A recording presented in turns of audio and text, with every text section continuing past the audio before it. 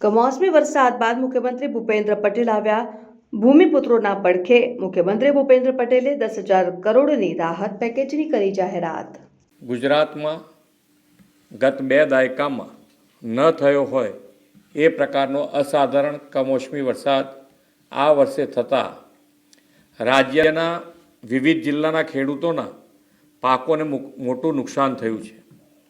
આ સંદર્ભે મેં તથા મારા સાથી મંત્રીઓએ જુદા જુદા જિલ્લાઓમાં જઈને અસરગ્રસ્ત ખેડૂતોની સાથે પ્રત્યક્ષ વાતચીત કરીને તેમની સ્થિતિ જાણી હતી.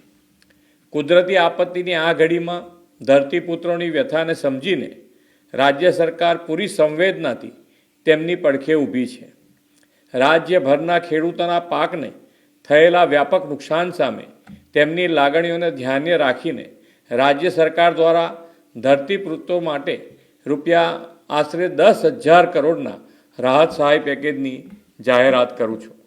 આ ઉપરાંત રાજ્ય સરકાર 9 નવેમ્બરથી ખેડૂતો પાસેથી ટેકાના ભાવે આશરે 15,000 કરોડથી વધુના મૂલ્યોની મગફળી, મગ, અડદ અને સોયાબીનની ખરીદી પણ કરવા જઈ રહી છે.